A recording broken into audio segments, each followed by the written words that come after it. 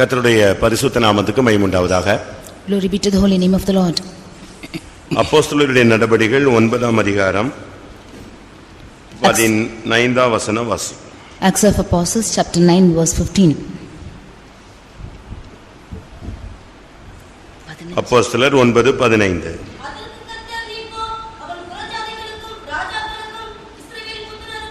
என்னுடைய நாமத்தை அறிவிக்கிறதற்காக நான் தெரிந்து கொண்ட பாத்திரமாய் இருக்கிறான்.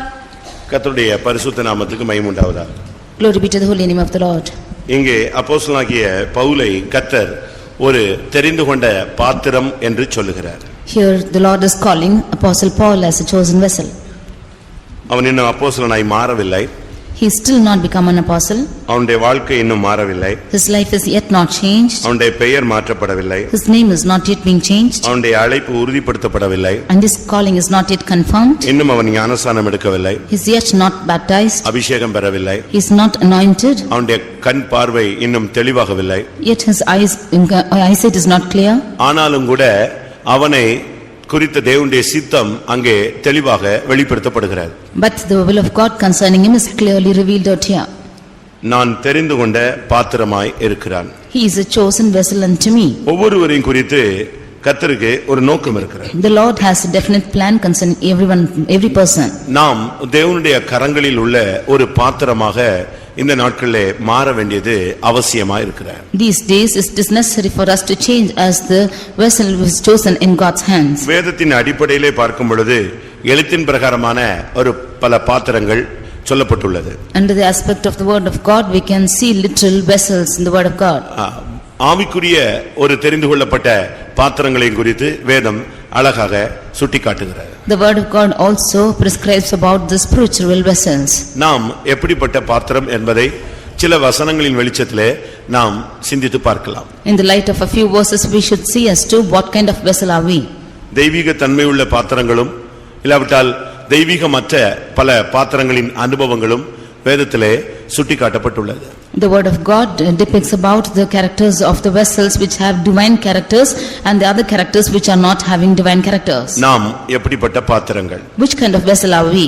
நம்முடைய நிலவரம் என்ன? What is our state? இவைகளை நாம் அறிந்து கொள்ள வேண்டியது, தெரிந்து கொள்ள வேண்டியது, புரிந்து கொள்ள வேண்டியது அவசியம். It is needed for us to understand this and to know about these types. நம்மை குறித்த தேவனுடைய திட்டம் நமக்கு தெரியாத பட்சத்திலே நம்முடைய பாதை மாறிக்கொண்டே இருக்கும். Unless we do not know the will of God concerning us, our path will be wavering. நம்மை குறித்த தேவனுடைய சித்தம் நமக்கு தெளிவாக இருந்தால் நம்முடைய பாதைகளும் தெளிவாக இருக்கும். If the will of God concerning us is clear, then the paths also will be clear. முதலாவது நாம் ஒரு தெரிந்து கொள்ளப்பட்ட பாத்திரம் என்பதை நாம் சிந்தையில வைத்துக் கொள்ள வேண்டும். Firstly, we should have in our mind that we are a chosen vessel. ஒவ்வொரு விசுவாசிகளும், ஒவ்வொரு ஊழியர்களும், ஒவ்வொரு தேவனுடைய பிள்ளைகளும் தேவனால் தெரிந்து கொள்ளப்பட்டவர்கள். Every believer and every servant of God and every child of God are chosen vessels of God. அழைப்பு எல்லாருக்கும் கொடுக்கப்படுகிறது. தெரிந்து கொள்ளுதல் சிலருக்கு தேவனால் அது அருளப்படுகிறது. Calling is given to all, but choosing is given only to a few of them by God. அதனால தான் அழைக்கப்பட்டவர்கள் அநேகர், தெரிந்து கொள்ளப்பட்டவர்களோ சிலர் என்று சொல்லப்பட்டிருக்கிறது. But that is why it is said that many are called but few are chosen. அழைப்பு பூமியில் உள்ள எல்லாருக்கும் கொடுக்கப்படுகிறது. ஆனா ஒரு சிலரை தான் கர்த்தர் செலக்ட் பண்ணி இந்த மார்க்கத்திலே இந்த மகிமையான உபதேசத்துக்குள்ளே வழி நடத்துகிறார். Everyone in this world are given this calling, but only a few are being selected by God and are led in this doctrines. நாம் தெரிந்து கொண்ட பாத்திரங்களா அப்படின்னு எப்படி கண்டுபிடிக்கிறது? How can we find out that we are chosen vessels? தெரிந்து கொண்ட பாத்திரங்களுடைய ஆண்டவர் நடத்துகிற பாதையே விலையேறப்பட்டதாக இருக்கும், வித்தியாசமானதாக இருக்கும், மகிமையானதாக இருக்கும், நிறைவுள்ளதாக இருக்கும். The path in which the people are chosen will be different. It will be totally different concerning all, and it will be with fullness, and there will be glory in it. தெரிந்து கொள்ளப்பட்ட ஒரு மனிதனுடைய பாதை ஒரு தெரிந்து கொள்ளப்பட்ட பாதையாக இருக்கும். The path of the chosen man will be a path which is chosen. அவனுடைய பாதை தெளிவாக இருக்கும். And it will be clear. அவன் தெரிந்து கொள்ளப்பட்டான் என்று சொன்னால் அவன் தடுமாறவே மாட்டான். If he is chosen, he will never stumble. நீங்க பவுலுடைய வாழ்க்கையை நீங்க பாருங்க. பின்வாங்கினான், மறுதலித்தான், சபித்தான், தேவனை விட்டு விலகினான், கிறிஸ்துவின் அன்பு அவனுக்கு குறைந்து போய்விட்டது, வெட்கப்படுத்தப்பட்டேன் அப்படிலாம் அவனுக்கு பைபிள்ல சொல்லப்பட்டதே இல்லை. When you consider the life of Paul, you cannot see in the word of God that he is backslided, he has departed away from the love of Christ and he has denied Christ. We can never see that things in him. நான் இன்றைக்கு ஒரு சில தெய்வீகமான பாத்திரத்தன்மைகளை உங்களுக்கு சொல்லுகிறேன். Today I want to place before you about the divine vessels. கடைசியிலே தெய்வீகமற்ற தன்மையுள்ள பாத்திரங்களையும் நான் உங்களுக்கு சொல்லுகிறேன். And finally I want to say about the vessels which have lost its divinity. இவைகளில் உங்களை எதிலே இணைத்து சரிப்படுத்திக் கொள்ள முடியும் என்பதை நீங்கள் சிந்தித்து பாருங்கள். You think as to in which kind of vessel can you unite yourself and rectify yourself. ஒன்றை நாம் புரிந்து கொள்ள வேண்டும். One thing we should understand. நாம் பாவிகளா இருக்கையிலேயே கர்த்தர் நம்மை தெரிந்து கொண்டார். When we were yet sinners, the Lord has chosen us. அப்பொழுதே நம்மை குறித்த ஒரு நோக்கம் வைத்திருக்கிறார். It was then that the Lord had this purpose upon us. சீயோனின் பிறப்பு என்பது தேவன் ஆதியிலேயே அநாதி தீர்மானத்தின்படியே உருவாக்கப்பட்ட ஒரு அழைப்பு. The birth of Zion is a calling which is given even before the foundation of the world. இதைத்தான் எபேசியர் 1 அதிகாரத்திலே பார்க்கும் பொழுது உலக தோற்றத்துக்கு முன்னே கிறிஸ்துவுக்குள் நம்மை தெரிந்து கொண்டபடியே என்று எபேசியர் 1:3 பவுல் பேசுகிறார். That is what in Ephesians chapter 1 verse 3 St. Paul speaks that he has chosen us before the foundation of the world. 1:4 நாம் அதை பார்க்க முடியும். In Ephesians 1:4 we can see this. உலக தோற்றத்திற்கு முன்னே கிறிஸ்துவுக்குள் நம்மை தெரிந்து கொண்டபடியே. According as he has chosen us in him before the foundation of the world. உலக தோற்றத்துக்கு முன்னே நாம் தெரிந்து கொள்ளப்பட்ட பாத்திரங்கள். Therefore we are the vessels which are chosen before the foundation of the world. தெரிந்து கொண்ட பாத்திரம் என்று சொன்னால் அவனுக்கு இந்த உலகத்திலே எந்தவிதமான பிடிப்பும் இருக்காது. If he is a chosen vessel then he will have no clutches in this world. நம்முடைய ஊழியக்காரர்களை எடுத்துக்கொள்ளுங்கள். You take for our servants of God. நம்முடைய விசுவாசிகளை எடுத்துக்கொள்ளுங்கள். You take for our believers. நம்முடைய வாலிபர்களை எடுத்துக்கொள்ளுங்கள். You take our youth. அந்த கூட்டங்களிலே கூட தெரிந்து கொள்ளப்பட்ட பாத்திரங்கள் உண்டு. Even in that groups we can see the chosen vessels. அந்த தெரிந்து கொள்ளப்பட்ட பாத்திரங்களை குறித்து தேவனுக்கு ஒரு நோக்கம் உண்டு. About those chosen vessels the Lord has a purpose. அந்த தெரிந்து கொள்ளப்பட்டவர்களுடைய நிலவரத்தை நீங்க பாத்தீங்கன்னு சொன்னா அவங்களுடைய தரிசனம் வேறு மாதிரி இருக்கும், அவங்களுடைய அழைப்பு வேறு மாதிரி இருக்கும், அவங்களுடைய ஊழியம் வித்தியாசமா இருக்கும், அவங்களுடைய பேச்சு நடை உடை எல்லாமே சேஞ்சஸா இருக்கும். If you see about the character of the chosen vessels, then their calling will be different, they are walking and they are talking and all the activities will be different. நான் திரும்பவும் சொல்லுகிறேன். I again repeat. விசுவாசிகளுக்குள்ளானாலும் வாலிபர்களுக்கு உள்ளானாலும் ஊழியர்களுக்குள்ளானாலும் ஒரு கூட்டம் தெரிந்து கொள்ளப்பட்ட பாத்திரங்கள் உண்டு. அவர்கள் இவர்களே நடுவில் ஒரு விலையேற பெற்றவர்களாக வாழ்ந்து காட்டுவார்கள். In the midst of believers, the servants of God and all the youths also, we can see a group of chosen vessels who are being chosen by God, and amongst them they will be different. அவருடைய பேச்சு வித்தியாசமாக இருக்கும். Their talks will be different. அவருடைய பழக்க வழக்கங்கள் வித்தியாசமா இருக்கும். Their practices will be different. அவருடைய தரிசனங்கள் ஆவிக்குரிய அனுபவங்கள் இந்த அழைக்கப்பட்ட ஊழியர்களுக்கும் தெரிந்து கொள்ளப்பட்ட ஊழியர்களுக்கும் உள்ள வித்தியாசத்தை நாம் கண்டுபிடிக்கலாம். Their visions and their spiritual aspects will be different by the ones who are called and chosen. நீங்களே கண்டுபிடிச்சிடலாம். You can yourself find. நீங்களே உங்களால கண்டுபிடிக்க முடியும். You yourselves can find them out. உங்களுடைய சபையிலே நீங்கள் அப்படிப்பட்ட நபர்களை ஈஸியாக சுலபமாக தெரிந்து கொள்ளலாம். ஏனென்றால் இவர்கள் தெரிந்து கொள்ளப்பட்டவர்களுக்கும் மற்றவர்களுக்கும் ஒரு பெரிய வித்தியாசம் உண்டு. In your churches you can easily spot them out because there's a great difference between the chosen ones and the others. சவுலை இல்லாவிட்டால் பவுலை எங்கே போய் விட்டாலும் கண்டுபிடிக்கலாம். Wherever Paul is gone and left, you can spot him out. பேதுருவை எங்க விட்டாலும் கண்டுபிடிக்கலாம். Wherever Peter is found, he can be spotted. எந்த இடத்துல நீங்கள் தெரிந்து கொள்ளப்பட்டவனை விட்டாலும் அழகாக அவனுடைய அந்த ஒரு பெரிய திரள் கூட்டத்தில் விட்டாலும் அவனை ஈஸியா கண்டுபிடிச்சிடலாம். Even if you leave them in a large crowd, the chosen ones can be spotted out. எவ்வளவு பூக்கள் இருந்தாலும் அதுக்கு மத்தியில லீலி புஷ்பத்தையோ ரோஜாவோ வச்சா தனியா நெஞ்சிட முடியும், கண்டுபிடிக்க முடியும். How many ever flowers are kept in the midst of them, if a lily is being there, you can spot them out. ஆவிக்குரிய சபையிலே ஆவிக்குரியவர்களை தனியாக தெரிந்தெடுத்து விடலாம். In the spiritual churches, you can spot out the spiritual people separately. நீங்க பாருங்க, அந்த நாட்களில் இருந்ததானே கர்த்தருக்காக சேவை செய்த ஒரு பெரும் திரள் கூட்டம் ஆதி அப்போஸ்தலர் காலங்களிலே அந்த பவுலை தனியாக நாம் கண்டுபிடிக்கலாம். In that times when the early apostles served the Lord, we can spot out Paul differently. அவங்களுடைய ஜெபம் வித்தியாசமா இருக்கும். His prayer was different. அவனுடைய பிரதிஷ்டை வித்தியாசமாக இருக்கும். His consecration was different. அவனுடைய தங்குமிடம் வித்தியாசமாக இருக்கும். And all his attitudes were different. யோவான் ஸ்நானகனை நீங்கள் எடுத்து பாருங்க. You take John the Baptist. பழைய ஏற்பாட்டிலே எலியாவை எடுத்து பாருங்க. You take Elijah in Old Testament. அவங்களெல்லாம் தீர்க்கதரிசிகள், பெரிய மேன்மையான ஸ்தானத்துக்கு போகக்கூடிய தேவனுடைய ஊழியர்கள். ஆனால் அவர்கள் இந்த பூமியிலே தனித்துவம் வாய்ந்தவர்களாக வாழ்ந்து காட்டினார்கள். காரணம் அவர்கள் தெரிந்து கொள்ளப்பட்ட பாத்திரங்கள். They were prophets or servants of God who had to go to an honorable place, and in this world they lived with the individuality because they were chosen vessels. தெரிந்து கொள்ளப்பட்டவன் கிறிஸ்துவின் அன்பை விட்டு வெளியே போக மாட்டான். He who is chosen will never to go away from the love of அவன் Christ. கிறிஸ்துவை விட்டு விலக மாட்டான். He will never depart from Christ. பாடுகளிலே பின்வாங்க மாட்டான். In sufferings he will not backslide. அவன் பிரதிஷ்டையிலே விட்டு கொடுக்க மாட்டான். He will never leave in his consecrations. பாவத்தோடு காம்ப்ரமைஸ் பண்ண மாட்டான். He will never compromise with sin. உலகத்தோடு ஒத்து போக மாட்டான். He will never get along with the world. உலகத்தின் வேஷம் அவனுக்கு பிடிக்காது.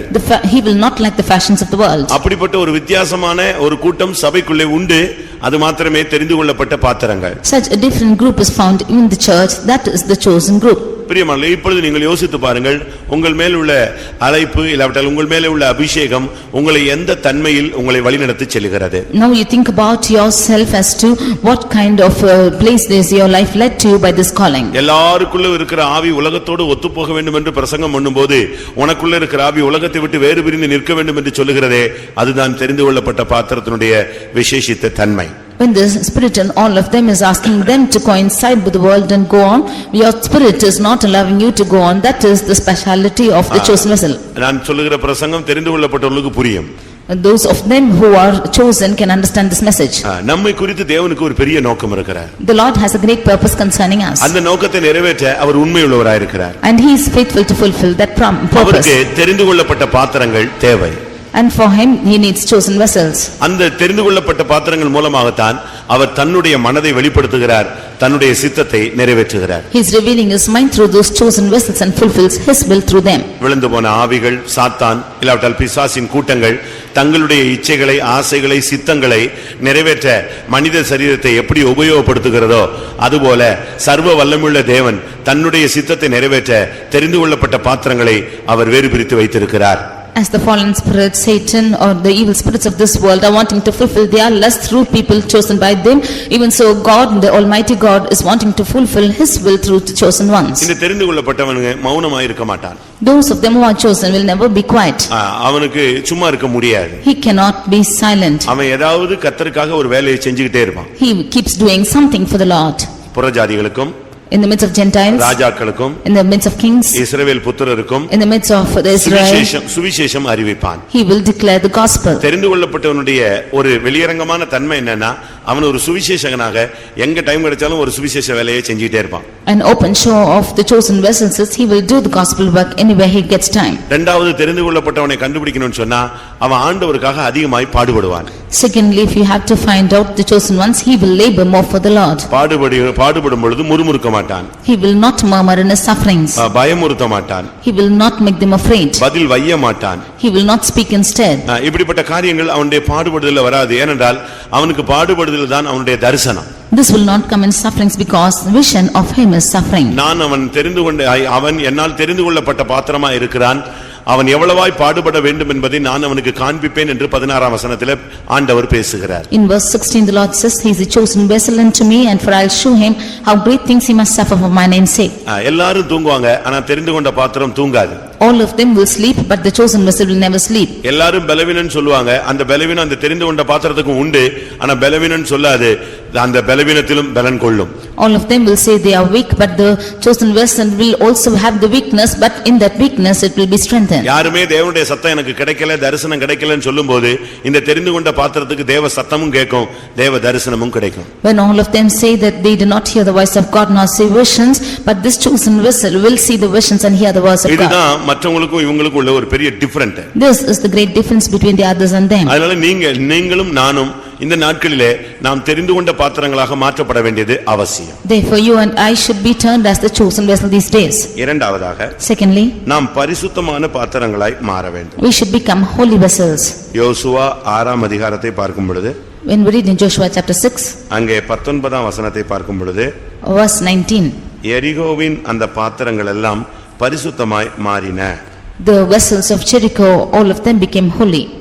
சகல வெள்ளியும் பொன்னும் வெண்கலத்தினாலும் இரும்பினாலும் செய்யப்பட்ட பாத்திரங்களும் கர்த்தருக்கு பரிசுத்தமானவைகள் அவைகள் கர்த்தரின் பொக்கிஷத்தில் சேரும் என்றான். எரிகோ என்பது சபிக்கப்பட்ட ஒரு சூழ்நிலையில் உள்ள ஒரு அனுபவம். Jericho is a state where it is cursed state.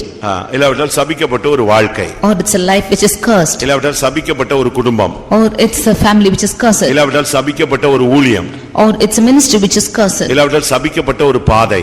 Or it's a rock which is cursed. இப்படி சொல்லிட்டே போலாம். Like this you can keep on saying. ஆனா இவைகளுக்கு உள்ள கர்த்தர் ஒரு பரிசுத்தமான ஒரு பாத்திரங்களாக உருவாக்குகிறார். But in the midst of this the Lord creates holy vessels. அது வெள்ளியான பாத்திரம். There are vessels of silver. பொன்னான பாத்திரம். Vessels of gold. வெண்கலத்தினாலும் இரும்பினாலும் செய்யப்பட்ட பாத்திரங்கள். And vessels of brass and iron. தாழ்ந்த தன்மை இருக்கு, உயர்ந்த தன்மை இருக்கு. There is a low state and also a high state. இரும்பு இருக்கு, பொன்னும் இருக்கு. There is iron and also gold. வெண்கலமும் இருக்கு, மீடியம் இருக்கு, வெண்கலமும் இருக்கு, வெள்ளியும் இருக்கு. There is brass and silver too. ஆனா இவைகள் எல்லாம் கர்த்தர் சொல்றாரு பரிசுத்தமானவைகள். But in the midst of them are consecrated ones. இது எதை காண்பிக்கிறது? What does this show? எரிகோவுக்குள்ள இருந்தாலும் நம்முடைய சூழ்நிலைகள் வித்தியாசமா இருந்தாலும் இவைகளுக்கு மத்தியில ஒரு பரிசுத்தமான ஒரு பாத்திரங்களாக நாம் வாழ்ந்து காட்டினால்தான் கர்த்தருடைய பொக்கிஷமாகிய பரலோக ராஜ்யத்துல போய் சேர முடியும். Although the situations be different like Jericho, although the situations around will be sinful, in the midst of this if we live a holy vessel we can go to reach heaven. எவ்வளவோ வெள்ளி இருக்கிறது இந்த உலகத்துல, எவ்வளவோ பொன்னு இருக்கிறது, ஆனா அது பொக்கிஷத்துல போய் சேர்றது இல்ல. எல்லாரும் ஒளிச்சு வச்சு அவங்கவங்க தங்களுடைய உபயோகத்துக்காக வைத்துக் கொள்ளுகிறார்கள். There are so much of silver and gold in this world, but it is not all going into the treasury of the Lord.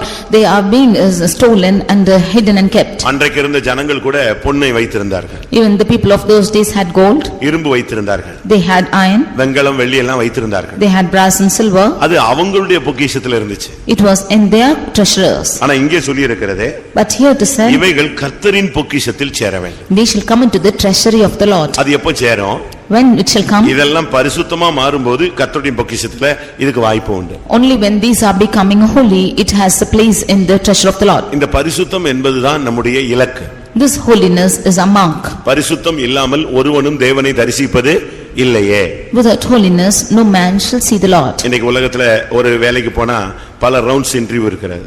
Today, if you go for work in this world, there are many rounds of interview. ஒவ்வொரு ரவுண்ட்ஸா கேட்டுட்டே இருப்பாங்க. They will ask you in every round. First ரவுண்ட்ல அவுட்னா வெளிய வந்துற வேண்டியதான். If you are gone out in the first round, you should come out. Second round, third ரவுண்ட்ல out ஆனாலும் வெளிய வந்துறதா. If you are filling in second and third rounds, you should come out. Final HR ரவுண்டுமா. And he will have a final touch. HR. There's a HR. அது கூட திடீர்னு fail ஆயிடும். And sometimes it will fail in that too.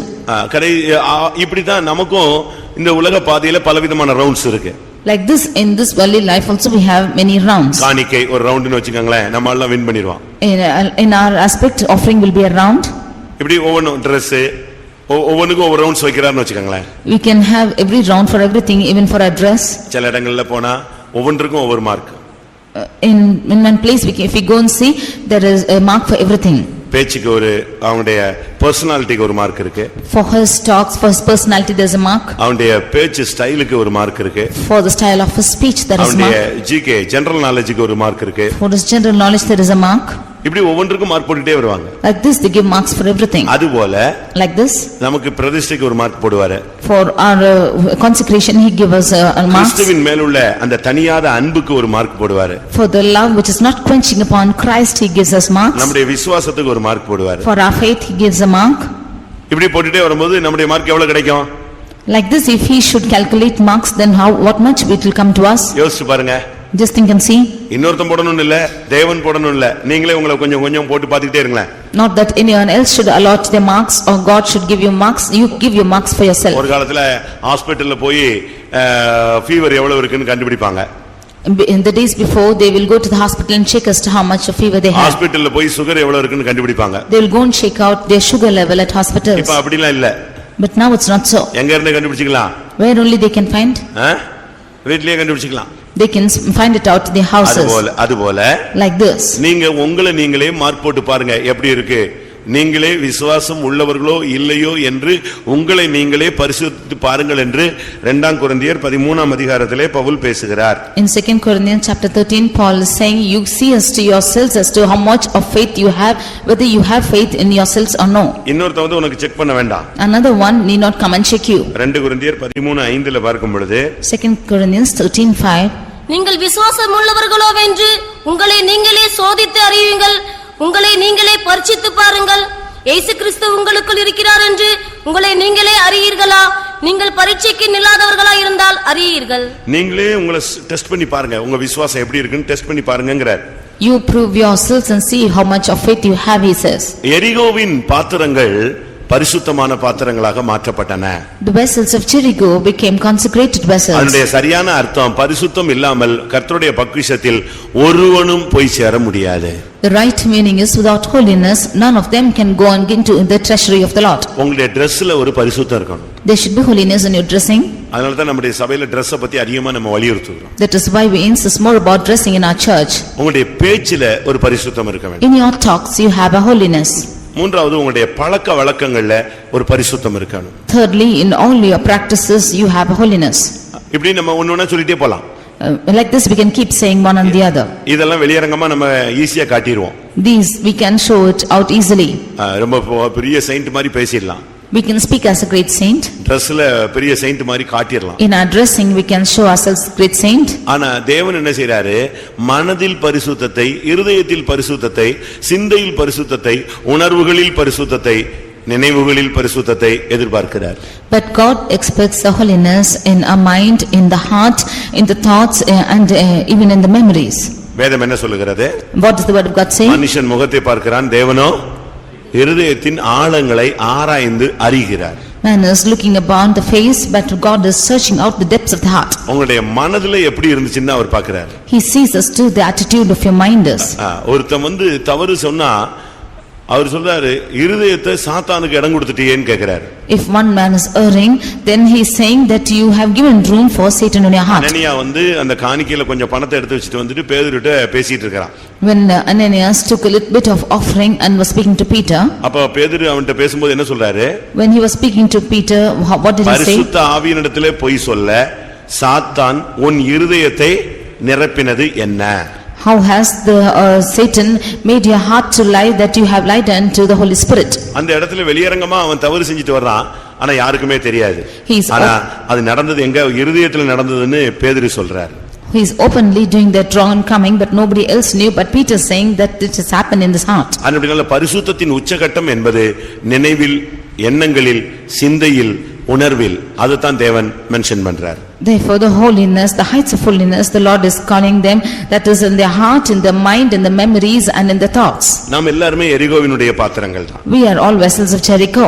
பாவத்திலே கற்பந்தரிக்கப்பட்டவர்கள் தான். We have been born in sin. துர்க்குணத்திலே உருவானவர்கள் தான். We have been formed in iniquity. ஒருவேளை உலகத்துல பொன்னா இருக்கலாம், இல்லாவிட்ட வெள்ளியா இருக்கலாம், இல்லாவிட்ட வெண்கலமா இருக்கலாம், இல்லாவிட்ட இரும்பா இருக்கலாம். ஆனா நீ எந்த நிலவரத்துல தரம் தாழ்ந்தோ உயர்ந்தோ எந்த நிலவரத்துல இருந்தாலும் நீ பரிசுத்தமா இருந்தா உனக்கு கர்த்தருடைய பொக்கிஷத்துல இடம் உண்டு. We might be gold or silver, brass or iron, we might be in a low or a high state in this world, but if you live a holy life, you have a part in treasury of the Lord. உன்னுடைய பரிசுத்தம் தான் உன்னை கர்த்தருடைய பொக்கிஷத்துல போய் சேர்க்கும். It is your holiness which will take you to the treasury of the Lord. அந்த எரிகோவின் பாத்திரங்கள் பொன்னாக இருந்தும் பரிசுத்தமாக விட்டால் அது பொக்கிஷத்துல போய் சேராது. If the vessels of Jericho being gold, if it's not being sanctified, it will not go into the treasury of the Lord. நீங்க இந்த சபையில ஒரு இரும்பா இருக்கலாம். You might be an iron in the church. இல்லாவிட்ட வெண்கலமாக இருக்கலாம். Or you might be brass. இல்லாவிட்ட வெள்ளியாக இருக்கலாம். Or you might be silver. இல்லாவிட்ட நீங்க ஒரு பொன்னாக தேவனால் இந்த சபைக்கு கொண்டு வந்திருக்கலாம். Or you might be brought as gold into this church. ஆண்டவர் எப்படி வச்சிருக்காரோ அத பத்தி நீ கவலைப்படாத. Don't mind as to how the Lord has kept you. நீ இரும்பு பொன்னாகணும்னு பார்க்க வேண்டாம். இரும்பு பரிசுத்தமா போனா யாரா மாறிடலாம், கர்த்தருடைய பொக்கிஷத்துக்கு போயிடலாம். You don't see if you are gold, if you are iron, if you are holy, you can go to the treasury of the Lord. இதைத்தான் பவுல் பேசும்பொழுது நீ அடிமையா அழைக்கப்பட்டால் அடிமையாயிரு, சுயாதீனனா அழைக்கப்பட்டால் சுயாதீனனாயிரு. கர்த்தர் உன்னை எந்த ஸ்தானத்துல அழைச்சிருக்கிறாரோ அதுல இருந்து நீ பிரகாசித்தா போதும். That is what when Saint Paul is speaking, he is saying, if you are a slave, you be as a slave. If you are free, then you be free as how the Lord has called you, be in that calling. நீ நட்சத்திரமா இருந்துட்டு சூரியனா மாறணும்னு உனக்கு பிரசங்கம் நாங்க பண்ண மாட்டோம். நீ சூரியனா இருந்து நட்சத்திரனா மாறணும்னு பிரசங்கம் பண்ண மாட்டோம். நீ சந்திரனா இருந்து சூரியனா மாறணும்னு இல்ல, நீ சந்திரனா இருந்து பிரகாசிக்கணும், அதான் முக்கியம். சூரியனா இருந்து பிரகாசிக்கணும். நட்சத்திரமா இருந்து நீ பிரகாசிக்கணும். We do not ask you to be a star, you being a star to become a sun, or you being a sun to become a star, or moon to become a sun. But if you are a star, you shine out like a star. If you are a moon, you are a moon out, shine out like the moon. And if you are a sun, shine like the sun. நீ மார்க்கந்த பின்ன நட்சத்திரமாய் போய்விடக்கூடாது, இருளடைந்த நட்சத்திரமாய் போகக்கூடாது, விழுந்து போன நட்சத்திரமாய் போகக்கூடாது, பிரகாசிக்கிற நட்சத்திரமாய் நிலைத்திருக்க வேண்டும். You should not be as the stars which are going away from the path. You should not be as the stars which are falling off. You should not be as the darkened star. You should be as the star which is giving out light. மூன்றாவதாக Thirdly, எபிரேயருக்கு எழுதின நிருபம் 9ஆம் அதிகாரம் 4ஆம் வசனத்தின்படி Hebrews chapter 9 verse 4. எபிரேயர் 9:4. அதிலே பொன்னார் செய்த தூப கலசமும் முழுவதும் பொற்தகடு பொதிந்திருக்கப்பட்ட உடன்படிக்கை பெட்டி இருந்தன. அந்த பெட்டியிலே மன்னா வைக்கப்பட்ட பொற்பாத்திரமும் ஆரோனுடைய துளிர்த்த கோலும் உடன்படிக்கையின் கற்பலகைகளும் இருந்தன. இங்கே நாம் பார்க்கும் பொழுது உடன்படிக்கை பெட்டிக்குள்ளே இருந்ததான விலையேற பெற்ற 3 பொருட்கள் சொல்லப்பட்டிருக்கிறது. We see of the valuable things which are found in the ark of the covenant. அதிலே ஒன்று மன்னா வைக்கப்பட்ட பொற்பாத்திரம். Of which one is the golden pot that had manna. இங்கே ஒரு பொற்பாத்திரம் இருக்கிறது. There is a golden pot here. அந்த பொற்பாத்திரத்துக்குள்ள மன்னா வைக்கப்பட்டிருந்தது. In that golden pot was manna. நீ என்ன பாத்திரம், நீ ஒரு பொற்பாத்திரம் என்பதை நீ மனதில் வைக்க வேண்டும். You should have in your mind that you are a golden pot. ஆண்டவர் இதை தன்னுடைய திட்டத்தின்படி தான் வைத்திருந்தார். The Lord has kept this according to his plan. உடன்படிக்கை பெட்டியின் மேலே கிருபாசனம் உண்டு, கேருபீன்கள் உண்டு, கர்த்தருடைய சத்தம் உண்டு. Above the ark of the covenant are found cherubims and the seat of the Lord, and there are the voice of God too. அது ஒரு பெட்டி. It's an ark of covenant. எதற்காக அதை ஒரு பெட்டியாக தேவன் உண்டாக்கினார்? Why did the Lord make it as a box? அதுக்கு பல பெயர்கள் உண்டு. There are many names given to it. உடன்படிக்கை பெட்டி, It's the ark of the covenant. சாட்சியின் பெட்டி, It's the ark of testimony. சர்வ வல்லவருடைய ஆண்டவருடைய பெட்டி, It's the ark of the Almighty God. வல்லமை விளங்கும் பெட்டி, வல்லமை விளங்கும் It's the பெட்டி. ark which reveals the power. இப்படி அதுக்கு பல பெயர்கள்லாம் இருக்கு. There are so many names given இந்த to it. பெட்டி நாங்களே இந்த பெட்டிக்குள்ள என்ன இருக்கு? There it says the ark, what is found in the ark? அந்த பெட்டிக்குள்ள 3 காரியத்தை கர்த்தர் வைக்க முடியாது சொன்னார். The Lord commanded 3 things to kept in the ark of covenant. இது பெட்டி என்பது ஒரு தனிமனித ஜீவியத்தையும் காண்பிக்கிறது, சபையையும் காண்பிக்கிறது. This ark is showing an individual person and also the church. தேவனுடைய ஊழியம் என்பது ஒரு உடன்படிக்கை பெட்டி. அதை தொட்டவன் செத்தான். The church of God, or the minister of God is the ark of covenant. Whoever touches it will die. அதை எட்டி பார்த்தவன் செத்தான். One who peeps into it also will die. அடுத்து Nextly, தேவனுடைய விசுவாசிகளும் ஊழியர்களும் உடன்படிக்கை பெட்டிகள். the believers and the sons of God are the ark of the covenant. உன்னை தொடுகிறவன் என் கண்மணியை தொடுகிறான். He who toucheth you toucheth the apple of mine eye. உன்னை தொடர்றதுக்கு யாருக்கும் power ஆண்டவர் அனுமதி கொடுப்பதே இல்லை. The Lord never admits or gives power for anyone to touch you. அப்ப இந்த பெட்டிக்குள்ள எது இருந்தா இந்த வல்லமை இருக்கும்? So what should be there in this ark that there will be power? உடன்படிக்கை பெட்டிக்குள்ள 3 காரியத்தை வைக்க முடியாக கர்த்தர் சொல்லியிருந்தார். The Lord commanded to keep 3 things in the ark of the covenant. ஒன்று மன்னா வைக்கப்பட்ட பொற்பாத்திரம். One is the golden pot that had manna. உடன்படிக்கையின் கற்பலகைகள். And the tables of covenant. மூன்றாவது ஆரோனுடைய தளிர்த்த கோல். And thirdly, Aaron's rod that budded. இந்த மூணையும் உள்ளே வைக்க முடியாக கர்த்தர் சொன்னார். The Lord commanded to keep these 3 things inside. ஒரு பொற்பாத்திரம் செஞ்சு You should make a golden pot அதுக்குள்ள இந்த மூணையும் வைங்க. and keep these 3 things into it.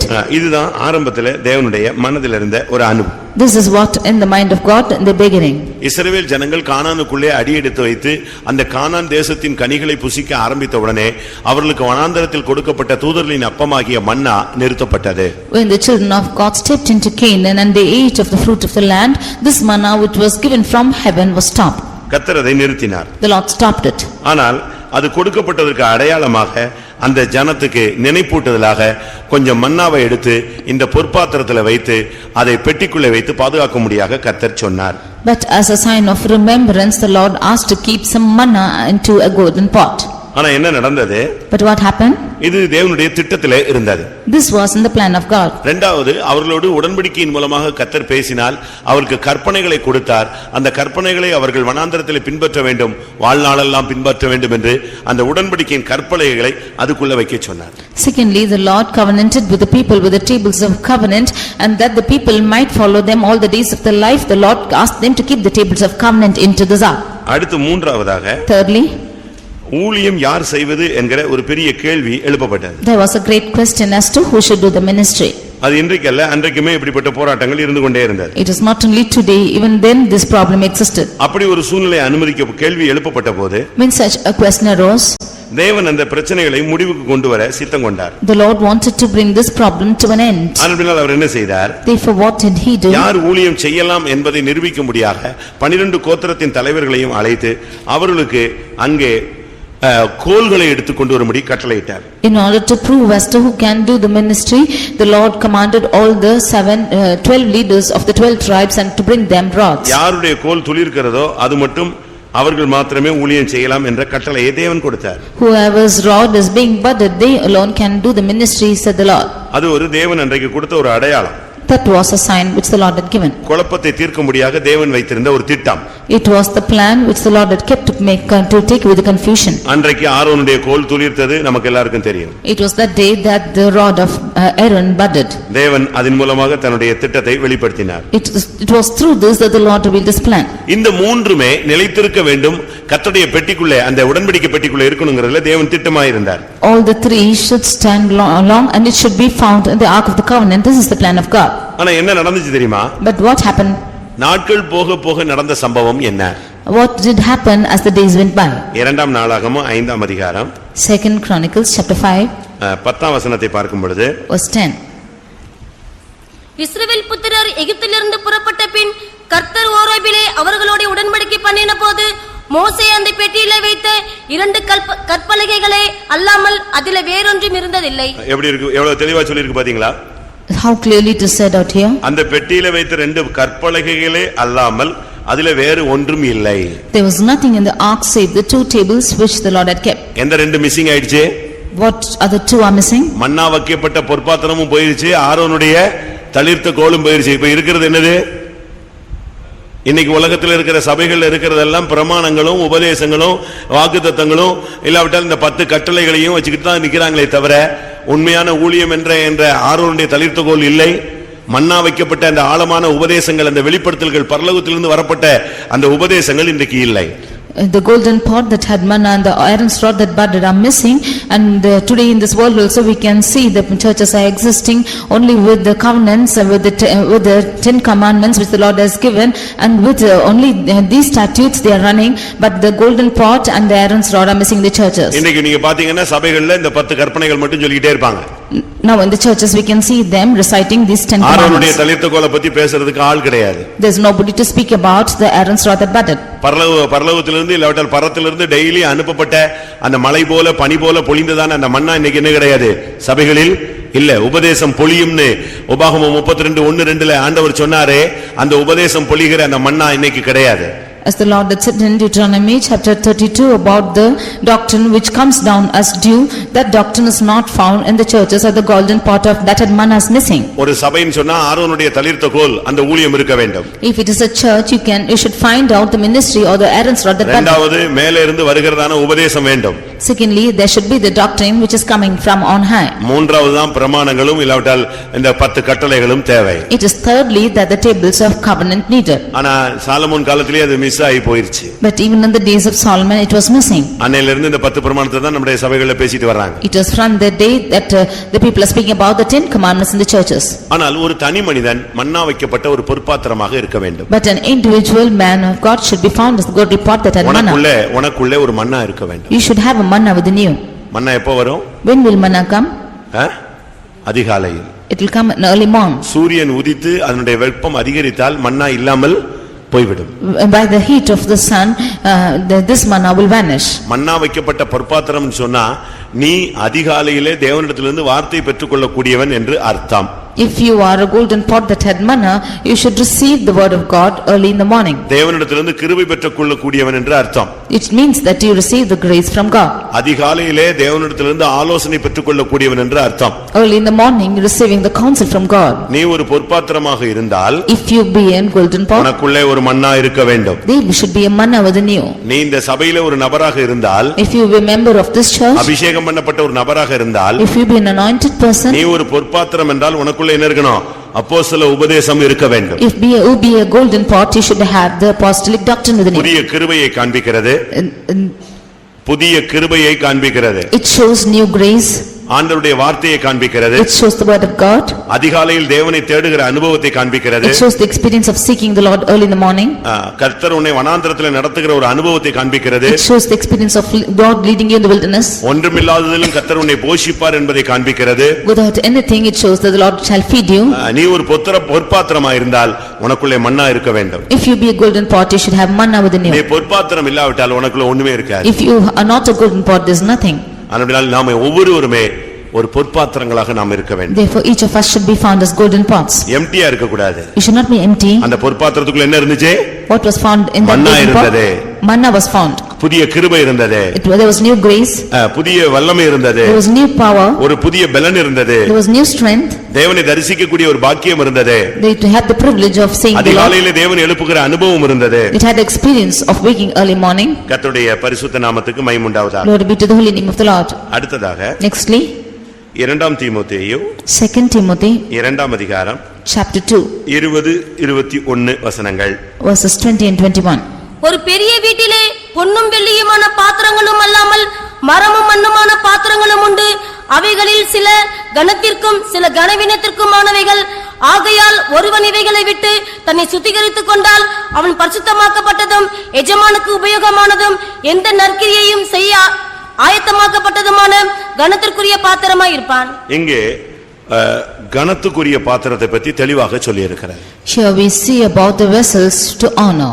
நாம் ஒரு வேலையில இருந்தா நல்ல ஒரு கனத்துக்குரிய ஒரு வேலையில இருக்கணும். If we be in a job, we should be in an honorable job. சபைக்குள்ள இருந்தாலும் நீங்கள் ஒரு கனத்துக்குரிய ஊழியர்களாக கனத்துக்குரிய விசுவாசிகளாக இருக்க வேண்டும். Even if you are in the church, you should be honorable sons of God or honorable believers. அது என்ன ஊழியத்துல கனத்துக்குரியவன் இல்லாவிட்டால் விசுவாசிகள கனத்துக்குரியவனா வந்த உடனே எல்லாரும் எழும்பி நின்னு விஷ் பண்ணி நீங்க கொஞ்சம் கூடி காணிக்கை கொடுத்ததுனாலயா அப்படியா? When you say honorable sons of God or believers, when everybody comes, they will stand up and wish. Is that honorable ones? நான் இந்த எழுத்தின் பிரகாரமான கனத்தையே நான் பேசல. I do not speak about little honor. எழுத்தின் பிரகாரமான கனம் ஒண்ணுமே கிடையாது. ஆண்டவருக்கு முன்னால நம்ம எல்லாம் மண் என்று நம்ம என்ன செய்கிறாரா? அவர் நினைவு கூறுகிறார். There is no little honor because the Lord remembers as earth. சபையில உன்னை கனம் பண்றது பெரிய காரியமே கிடையாது. There is no use of you honoring in the church. சபையில தேவன் ஒருவரே பெரியவர். The Lord himself is great in the church. அப்படினால கனம் சொன்ன உடனே உங்களை பார்த்த உடனே விஷ் பண்றது கனம் பண்றது உங்களுக்கு மரியாதை செலுத்துறது இதெல்லாம் கனம் அல்ல. When you say honor, one glass raising up to wish you or honoring you is not honor. தேவன் உன்னை கனம் பண்ணுகிற ஒரு வாழ்க்கை இருக்கிறது. There is a life where God is honoring your life. தேவன் கனம் பண்ணுகிற ஒரு பாத்திரமாக நீ மாற வேண்டும். You should be changed as a vessel where God will honor you. அந்த பாத்திரம் கனத்துக்குரிய பாத்திரமாய் மாறினது. That vessel changed as a vessel to honor. கனத்துக்குரிய பாத்திரம்னா என்ன அர்த்தம்? What is the meaning of vessel of honor? சுத்திகரிக்கப்பட்டவன் அர்த்தம். It's a sanctified one. முதலாவது ஒரு விசுவாசி ஒரு ஊழியக்காரன் எப்பொழுதுமே தன்னை சுத்திகரித்துக் கொண்டே இருக்க வேண்டும். Firstly, a believer or a servant of God should always keep sanctifying himself. சுத்திகரிக்கப்பட்ட ஒரு வாழ்க்கை நமக்கு அவசியமாக இருக்கிறது. We need a life which is sanctified. இன்னைக்கு சுத்திகரிக்கப்படாத எந்த ஒரு மனிதனோ அவன் கனவீனத்துக்குரியவனே. Today any man who is not sanctified is to be dishonored. சுத்திகரிக்கப்பட்ட நிலவரத்துல இருந்தாதான் கர்த்தர் உன்னை கனம் பண்றாருன்னு அர்த்தம்.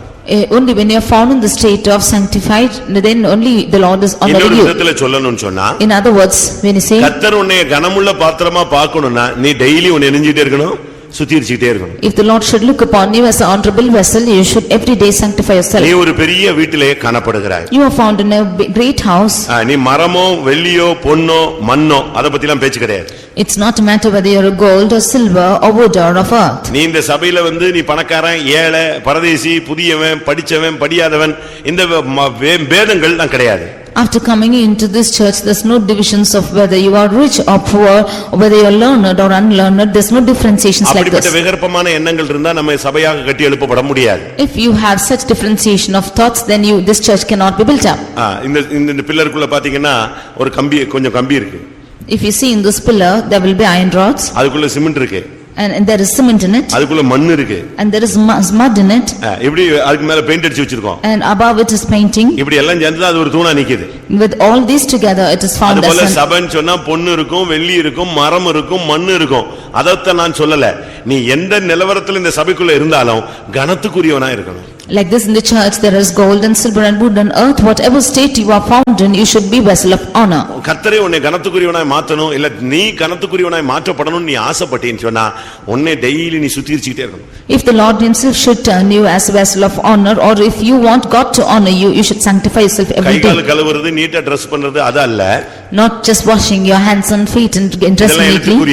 These are little ones. உன்னுடைய ஜீவியத்துல ஒரு சுத்திகரிப்பு இருந்துகிட்டே இருக்கணும். There need to be a sanctification in your life. அதனால தான் வேதம் என்ன சொல்லுகிறது? That is why the word of God says, ஒருவன் இவைகளை விட்டு தன்னை சுத்திகரித்துக் கொண்டால், if a man should purge himself from these and be sanctified, அவன் பரிசுத்தமாக்கப்பட்டதும் எஜமானுக்கு உபயோகமாக்கப்பட்டதும் எந்த நற்கிரியைக்கும் ஆயத்தமாக்கப்பட்டதுமான கனத்துக்கு உரிய பாத்திரமாய் இருப்பான். he shall be a vessel unto honor, sanctified and meet for the master's use and prepared unto every good work. கர்த்தர் உன்னை use பண்ணி உன்னை மேன்மைப்படுத்தணும் நீ ஆசைப்பட்டினா சுத்திகரிக்கப்பட்ட ஒரு நிலவரத்தை டெய்லி காத்துக்கொண்டே வர வேண்டும். If you desire the Lord to use you and become honorable in his sight, then you should preserve this experience of உன்னை sanctification. சுத்திகரிக்கும் பொழுது நீ பரிசுத்தமாகிறாய். When you become sanctified, you become holy. உன்னை சுத்திகரிக்கும் பொழுது எஜமானுக்கு உபயோகமாய் மாறுகிறாய். When you become sanctified, you become used to master. உன்னை சுத்திகரிக்கும் பொழுது எந்த நற்கிரியைக்கும் கர்த்தர் உன்னை எடுத்து ஆயத்தப்படுத்துவார். When you are sanctified, the Lord can use you for every good work. ஆண்டவர் யாரை யூஸ் பண்ணலாம் அப்படினா யாரை தேடுவேன் யாரை அனுப்புவேன்னா டக்குன்னு உன்னை தான் அவருக்கு தெரியும். When the Lord is seeing us to whom he can seek for and whom he shall send, then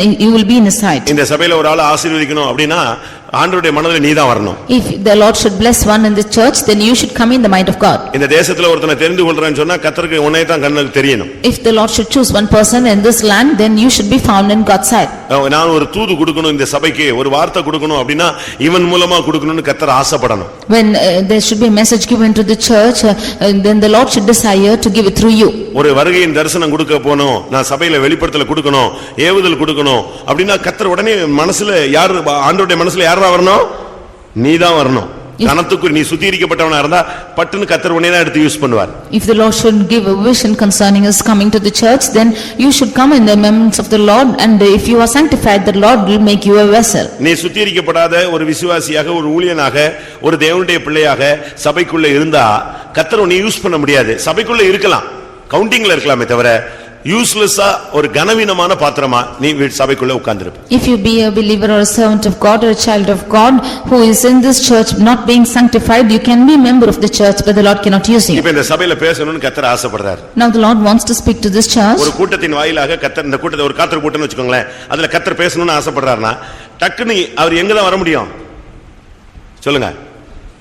Through the meeting or a tarrying meeting, if the Lord wants to speak through you, then where this should come? கூட்டத்துல இருக்கிற சுத்திகரிக்கப்பட்ட ஊழியனுக்குள்ள தான் அவர் என்ன செய்ய முடியும் அந்த பவரை உள்ள அனுப்ப முடியும். He can send his power only to the servant of God who is sanctified in that meeting. ஒரு விசுவாசி கூட இருந்து சபைக்குள்ள பிரகாசிக்கணும்னு ஆசைப்பட்டார்னா அந்த வல்லமை வரும் பொழுது எந்த பாத்திரம் சுத்திகரிக்கப்பட்டிருக்கோ அதை என்ன செய்யும் யூஸ் ஆகும். If the Lord wants to shine out through a believer in the church, which a vessel which is sanctified, only through that he can shine out. இப்போ ஒரு காந்தம் வருது. A magnet is coming. அது எதை தான் இழுக்கும்? What would it attract? சொல்லுங்க. இரும்பத்தான் அது இழுக்கும். It will attract iron. அதுபோல like this தேவனுடைய வல்லமை வரும் பொழுது இந்த சபைக்குள்ள யார் சுத்திகரிக்கப்பட்டு அன்னைக்கு வெயிட்டிங்ல இருக்கானோ அவன் யாரா இருந்தாலும் சரி டக்குன்னு உள்ள வந்து பேசிடுவாரு. உள்ள வந்து ஒரு தரிசனம் கொடுப்பாரு. உள்ள ஒரு அபிஷேகத்தை கொடுப்பார். உள்ள ஒரு அக்னியை கொடுப்பார். உள்ள ஒரு பெரிய எழுப்புதலை கொடுப்பார். When the power of God is coming within you, then whoever is sanctified and is ready for his use, he will bring his anointing, he will give his fire, he will give his word through him. அந்த லெவல்ல நம்ம கூட்டங்களுக்கு வரணும். To that extent we should come to the meetings. நம்ம practice எப்படி தெரியுமா? How is our practice? கூட்டத்துக்கு வந்து 2 மணி நேரம் கழிச்சு தான் நம்ம வண்டியே சுத்திகரிக்கப்பட்ட நிலவரத்துக்கு வருது. Our vehicle is being sanctified after coming to this meeting even after 2 hours. நீங்க வரும்போதே உங்களை ஆயத்தப்படுத்திட்டு வந்து உள்ள உட்காரணும். And your coming itself you should be ready and come to his presence. அப்ப ஸ்டார்டிங்லயே கர்த்தர் உங்க மூலமா என்ன செய்ய ஆரம்பிச்சிருவாரு பேச ஆரம்பிச்சிருவாரு. Then in the beginning itself the Lord will begin to speak through you. இது கனத்துக்குரிய ஒரு பாத்திரமாய் நாம் இந்த சபையிலே இருக்க வேண்டும். Therefore we should be a vessel who is honorable in the church. ஒன்று தெரிந்து கொண்ட பாத்திரம். Firstly chosen vessel. பரிசுத்தமான பாத்திரம். Secondly holy vessel. மன்னா வைக்கப்பட்ட பொற்பாத்திரம். Thirdly golden pot which had manna. அடுத்து கனத்துக்குரிய பாத்திரம். And fourthly honorable vessel. 23ஆம் சங்கீதம் 5ஆம் வசனம். Psalm 23 verse 5. 23:5 எல்லாருக்கும் தெரிஞ்ச ஒரு வேத வசனம். It's a verse which all know. என் சத்துருக்களுக்கு முன்பாக நீர் எனக்கு ஒரு பந்தியை ஆயத்தப்படுத்தி என் தலையை எண்ணெயால் அபிஷேகம் பண்ணுகிறீர். என் பாத்திரம் நிரம்பி வழிகிறது. இது நிரம்பி வழிகிற ஒரு பாத்திரத்தை நாம் அங்கே பார்க்கிறோம். We can see a vessel which is running over. நம்முடைய பாத்திரம் எப்பவுமே ஃபில் பண்ணியே இருக்கணும். Our vessel should always be filled. இன்னும் சொல்ல போனா நிரம்பி என்ன செய்யணும்? வழியணும். And more to say, should run over. நமக்குள்ள ஒரு அபிஷேகம்னாலும் சரி, ஒரு விசுவாசம்னாலும் சரி, ஒரு தெய்வீகம்னாலும் சரி, இரக்கம் என்று சொன்னாலும், எந்த கேரக்டர்ல நீங்க வந்தாலும் ஒரு தெய்வீகத்தினுடைய ஒவ்வொரு ஸ்டெப்லயும் வரும்போது நமக்குள்ள அது என்ன செய்யணும்? நிரம்பி வழியணும். The faith within us, the divinity within us, the mercies within us should all be running over. கிருபை அப்படினா ஏதோ கொஞ்சோண்டு கிருபை வச்சிட்டு இருக்க கூடாது. When it is saying grace, not to have a bit of grace. ஒரு பெண்ணிடத்துல ஒரு தீர்க்கதரிசி கேக்குறான், உன்னோட வீட்ல என்ன இருக்கு அத சொல்லு அப்படிங்கறான். And to a woman, a prophet is asking us to what is there in her அவ என்ன house. சொன்னா? கொஞ்சோண்டு மாவு இருக்கு, கலயத்துல என்ன இருக்கு? கொஞ்சோண்டு எண்ணெய் இருக்கு. She said a little flour and a little oil in the pot. எப்படி இருக்கும்? How it will be? வீட்ல என்னதான் இருக்கு? கொஞ்சம் மாவு, கொஞ்சம் எண்ணெய். A little flour and little oil in her house. இப்படி தான் இன்னைக்கு अनेகர் நிலவரம். This is how many of their status. ஆனா இங்கே தாவீது சொல்றான், என் பாத்திரம் எப்படி இருக்கு? ஃபுல்லா நிரம்பி இருக்கு. But here David says that his cup runneth over. அபிஷேகம் சொன்னா நீ அப்படியே செத்து போன மாதிரி உட்கார்ந்திருக்க கூடாது. When it is anointing, you should not be found in a dead state. அபிஷேகம் வரும் பொழுது முடவன் மானை போல குதிப்பான். When the anointing comes, the lame also shall jump like a deer. மலைகளே ஏன் துள்ளுகிறீர்கள்? குன்றுகளே உங்களுக்கு என்ன வந்தது? அதுக்கு அவங்க சொன்ன அந்த குன்றுகளும் மலைகளும் சொன்ன பதில், தேவரீர் எனக்குள் வாசமாயிருக்கிறீர். When he is asking us to why the mountains are leaping and the hills are jumping, the reply to that is, the Lord God is within us. அபிஷேகம் வரும்போது மலையே துள்ளுதான். When the anointing comes, the mountains are skipping. அதனால நமக்குள்ள ஒரு நிறைவு இருக்கணும். Therefore there should be a fullness within us. விசுவாசம் அப்படினு சொன்னா என்ன பண்றது? ஜெபிச்சிட்டே தான் இருக்கேன். When is saying about faith, what to do? We are keeping on praying. அப்படினு சொன்னா விசுவாசம் எங்க தான் இருக்கு? தர தட்டிட்டு இருக்கு. If it is so that the faith is on the landscape, நீங்க என்ன சொல்லணும்? what should you say? நான் விசுவாசிக்கிறவர் இன்னார் என்று அறிவேன். I know whom I have believed. அதுதான் நம்முடைய விசுவாசம். That is our faith. நமக்குள்ள அந்த இல்லாமை இயலாமை வரக்கூடாது. இல்லாமை வந்துச்சுன்னா உள்ளவனுக்கு கொடுக்கப்படும், இல்லாதவனுக்கு உள்ளதும் எடுத்துக்கொள்ளப்படும். When you should say no, you do not have, then the person who is having nothing and everything will be taken away from him, and to him he has, the Lord adds full. அபிஷேகத்துல நீ நிரம்பி வழியணும், விசுவாசத்துல நிரம்பி வழியணும், பரிசுத்தத்துல நிரம்பி வழியணும், கிறிஸ்துவின் அன்புல நிரம்பி வழியணும். பவுல் சொல்றார்ல, கிறிஸ்துவின் அன்பு எனக்குள் நெருக்கி ஏவுகிறது. You should overflow in anointing, you should overflow in the faith, in the love of Christ and the holiness, and as the Saint Paul is saying, the love of Christ is constraining me. அபிஷேகம் வந்துட்ட பிறகு வெட்கப்படக்கூடாது, style பண்ணக்கூடாது.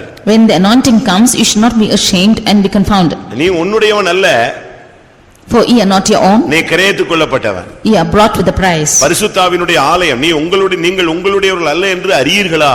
Ye are the temple of God, and know ye not that ye are not yourselves. இல்லனா ரூமை பூட்டிக்கிட்டு நல்ல ஆவியில நிரம்புங்க. Close your door and you get filled in the spirit. உங்களுக்கு இங்க நிரம்பறதுக்கு வெட்கப்பட்டா அந்தரங்கத்துல போய் என்ன செய்ய? உன் அறை விட்டு பூட்டி அந்தரங்கத்துல கூப்பிடு, அபிஷேகத்துல நிரம்பி ஆடி பாடு. If you are ashamed to get filled here, then go to your houses, lock your doors, and you get filled in the spirit and sing and dance. நீ சொல்லணும், என் பாத்திரம் எப்படி இருக்கு? காலையில கேக்குறாரு, உன் பாத்திரம் எப்படி இருக்கிறது? உடனே அப்படி சொல்லக்கூடாது. என்ன சொல்லணும்? நைட்டு கேக்குறாரு, எப்ப கேட்டாலும் உன் பாத்திரம் எப்படி செய்யணும்?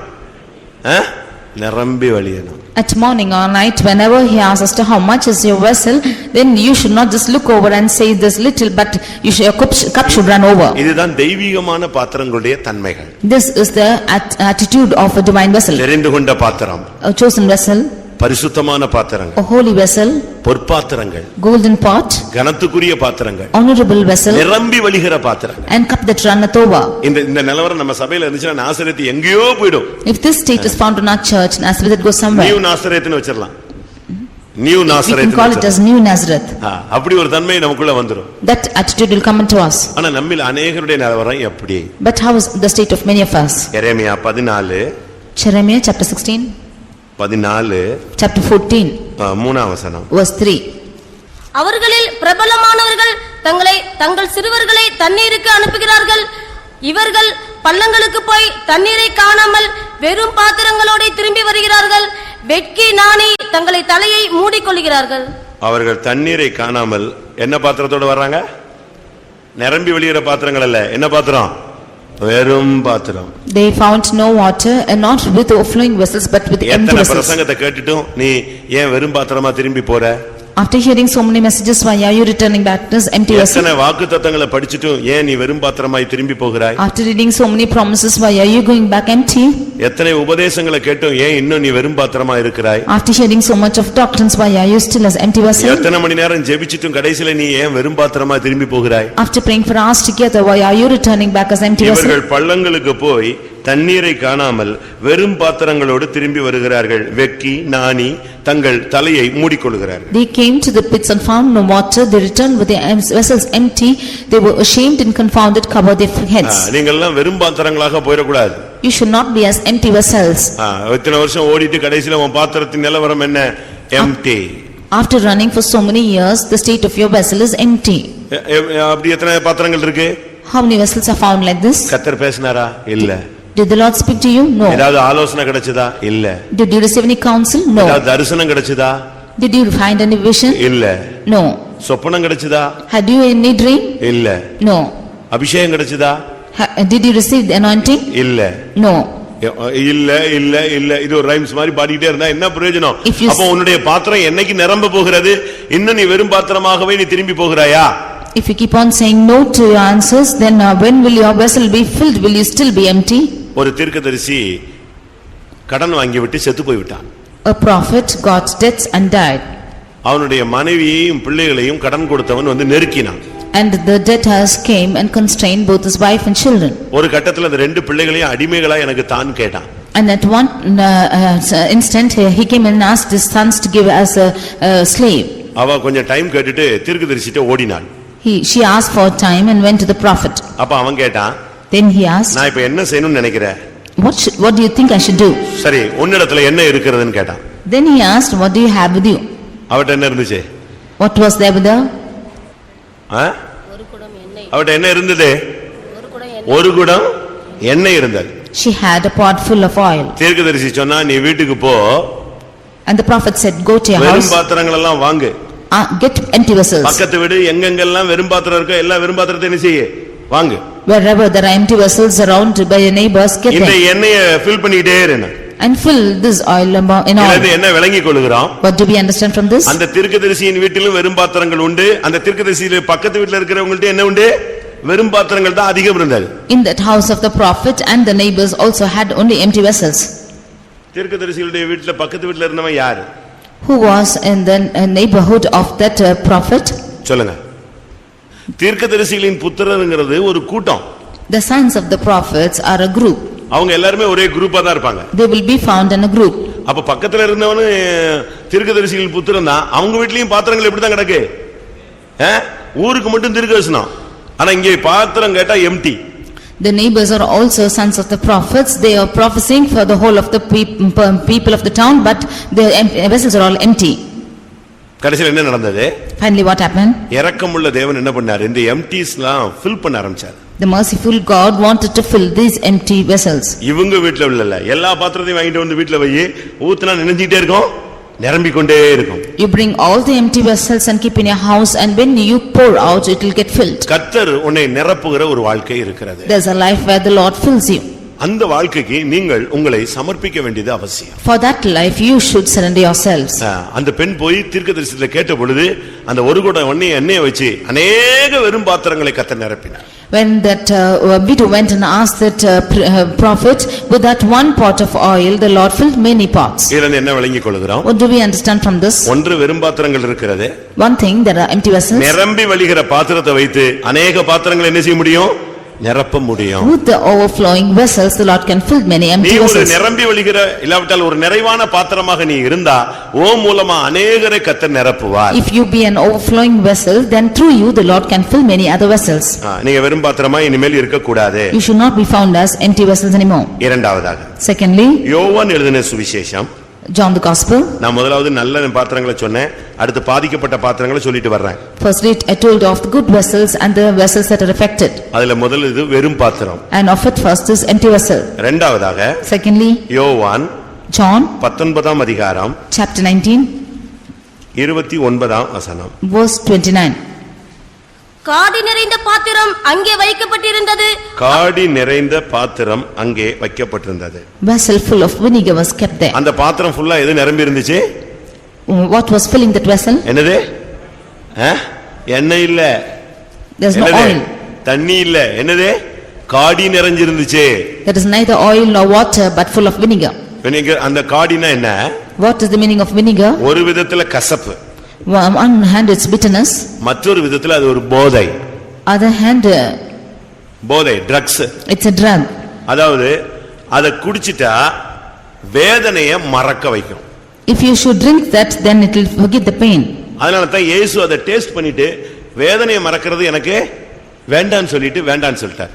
Therefore Jesus tasted it, and to forget the pain he did not want it and said refused to our get it. கேட்டது தண்ணீர். He asked for water. தாகமாய் இருக்கிறேன். I thirst. ஆனா கொடுத்தது என்னது? What was given to him? அந்த வேதனையில அவர் கேக்குறாரு, இந்த காடியை குடிச்சிட்டாருன்னா அந்த வேதனை, அந்த சிலுவை காயங்கள் மறந்துரும், மறத்து போன நிலவரத்துல வரும்னு நினைச்சு கொடுத்தாங்க. அவர் காடின உடனே அப்படியே ருசி பார்த்துட்டு என்ன செஞ்சிட்டாரு? வேண்டான்னு சொல்லிட்டாரு. He is asking in pain, therefore they thought to forget his pain. He is asking they gave this vinegar, therefore drinking that he tasted it and saw that it was bitter. மனுக்குலத்துக்காக அந்த வேதனையை நான் முழுமையாக ஏற்றுக்கொள்கிறேன் என்று சொல்லி அந்த காடியை அவர் விட்டுவிட்டார். He refused the vinegar, saying that he will take the pain for the whole mankind. பாடுகளிலே விடுதலை பெற சம்மதியாமல் வாதிக்கப்பட அவர் ஒப்பு கொடுத்தார். In the midst of sufferings, not wanting to be delivered, he yielded to suffer.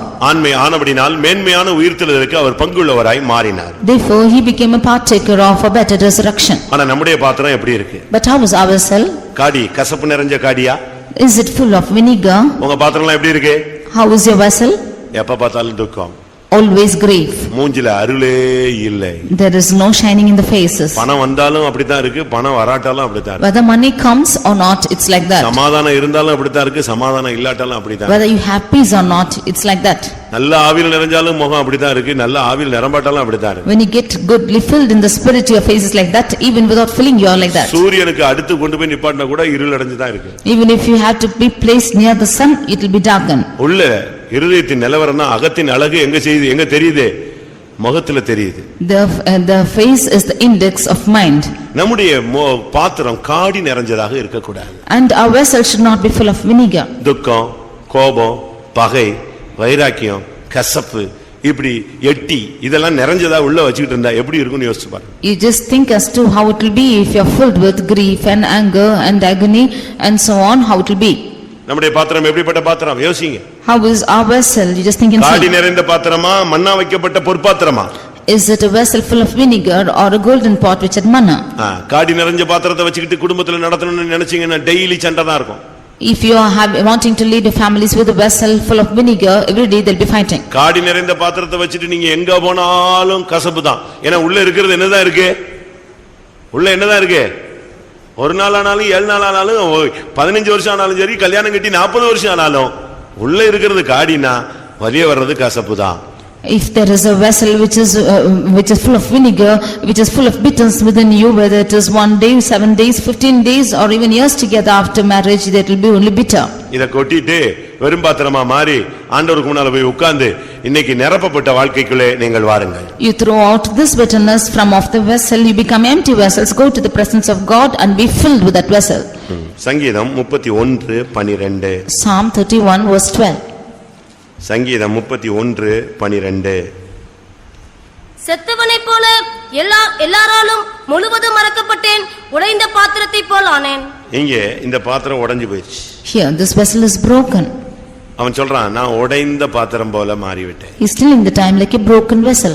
இதுல ஊத்துனாலும் பிரச்சனை. Even if you poured in this vessel, it's problem. எது ஊத்துனாலும் என்னதான்? பாத்திரம் நெஞ்சிருச்சே, out, அது உடைஞ்சு போச்சு. இனி அதுக்குள்ள என்னத்த ஊத்துனாலும், என்ன அபிஷேகத்துல டம்மு டம்மு டம்மு டம்னு குதிச்சாலும் 1/2 மணி நேரம் கழிச்சு பார்த்தா வண்டி என்ஜின் ஆஃப்ல, ஒண்ணுமே இருக்காது. ஏன்னா அங்க பாத்திரம் என்னது? உடைஞ்சது. என் ஜனங்கள் 2 விதமான தீமைகளை தெரிந்து கொண்டார்கள். ஒன்று, வெடிப்புள்ள தொட்டியை தெரிந்து கொண்டார்கள். இரண்டாவது, என்னை மறந்து விட்டார்கள். We see that the vessel is broken, and how much ever they get filled in the spirit, how much it is poured over, and it will be nothing after half an hour, because the people have chosen 2 evil things. The one is they have the broken vessel, and secondly they have forgotten me. ஒரு சிலர்லாம் உடைஞ்ச பாத்திரங்கள், ஒரு சிலர்லாம் இந்த லேசா தொட்டா போதும், அவ்வளவுதான் டபக்குன்னு உடைஞ்சு போயிடும். Some of them, if you just touch them lightly, it will be broken. ஒரு சின்ன யாராவது ஏய்னா போதும் டபால்னு உடைஞ்சு போயிடும். If anybody says just hard words like that, then it will be broken.